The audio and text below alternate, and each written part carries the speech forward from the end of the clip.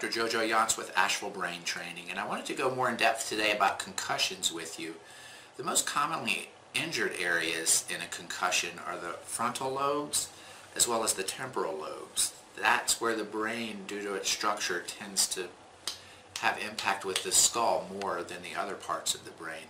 Of course, it matters where you're hit or how you're hit, and something most people don't know is you don't even have to have a hit to the head to experience a concussion. A whole body movement or trauma or force can cause the brain to move around in the skull. Sports often cause that. And we've been doing more and more baseline brain maps or quantitative EEGs, 19-point quantitative EEGs, where we assess 19 different areas of the brain on the neocortex, and we actually get 760 points of information about how the brain's functioning.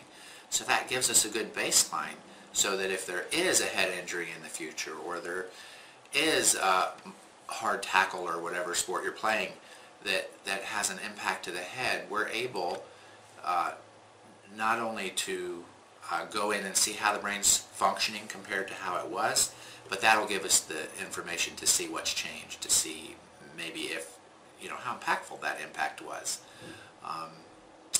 Most people don't know that when you go to the ER, like after a concussion, they do MRIs, maybe a CAT scan.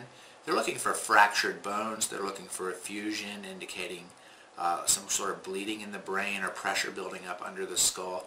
They can't really diagnose brain function in the way to let you know there's a concussion from a neurological point of view.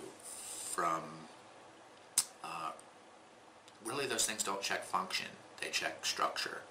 And what we're able to do with an EEG, a quantitative EEG, is check function of the neurons in the different areas of the brain.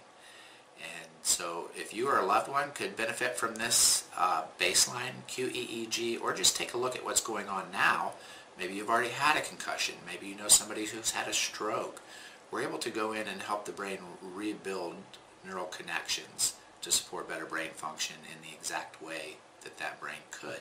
And that's what the brain map tells us. How could the brain be functioning better? How is it functioning, and how could it be functioning better? I'm Dr. Jojo Yance with Asheville Brain Training.